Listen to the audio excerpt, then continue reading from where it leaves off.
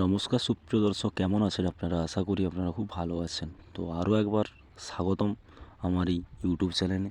তো সুপ্রিয় দর্শক বন্ধুরা, এই ভিডিওটি তাদের জন্য যাদের এখনও পর্যন্ত আবাস যোজনার টাকা আসেনি, অর্থাৎ আপনাদের পিডব্লিউএল লিস্টে নাম রয়েছে বা অনেকেরই আবাস যোজনা আওতায় নাম ওঠেনি, পার্মানেন্ট ওয়েটিং লিস্টে রয়েছে, কিন্তু আপনারা কবে টাকা পাবেন, তো সেই জন্য এই ভিডিওটি।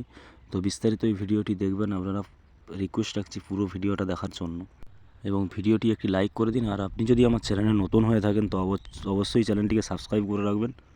তো ভিডিওটি আপনারা সম্পূর্ণ দেখবেন যাতে সমস্ত ধরনের ইনফরমেশান আপনারা পেয়ে যান, এবং ভিডিওতে অনেক ইনফরমেশান দেওয়া হয়েছে, গুরুত্বপূর্ণ ইনফরমেশান আছে। বাংলা আবাস বাড়ির যে সমস্ত উপভোক্তাদের এখনও পর্যন্ত টাকা ঢোকেনি এবং যে সমস্ত উপভোক্তাদের পিডব্লিউএল লিস্টে নাম আছে, অর্থাৎ পার্মানেন্ট ওয়েটিং লিস্টে রয়েছে, তাদের জন্য একটি মোবাইল নাম্বার জারি করা হয়েছে। এই নাম্বারটি কল করে আপনারা অবশ্যই অভিযোগ জানাতে পারেন।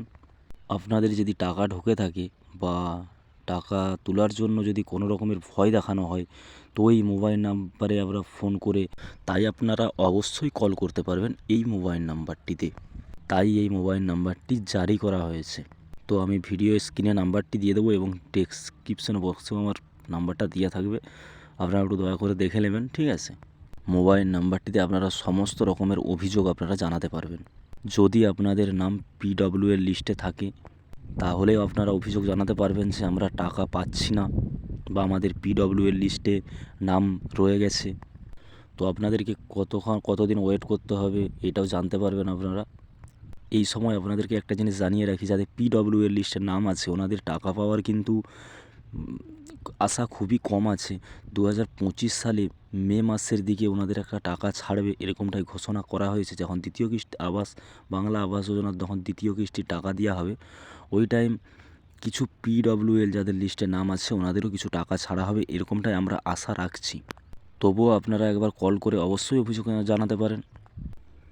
এবং যাদের আরও অন্য কোনো প্রবলেম আছে, যেমন ধরুন কারো মেসেজ এসেছে অ্যাকাউন্টে টাকা আসেনি, কারো আবার দুটো মেসেজ এসেছে কিন্তু অ্যাকাউন্টে টাকা আসেনি, তো এই ধরনের প্রবলেম কিন্তু আপনারা এই নাম্বারটিতে অবশ্যই জানাতে পারবেন কল করে।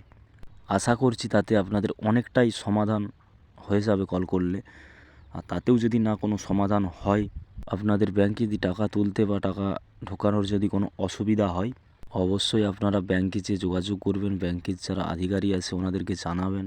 হয়তো আপনার ব্যাংকের কোনো প্রবলেম রয়েছে, সেক্ষেত্রে হয়তো টাকা তোলা বা লেনদেন করা একটা অসুবিধা হতে পারে।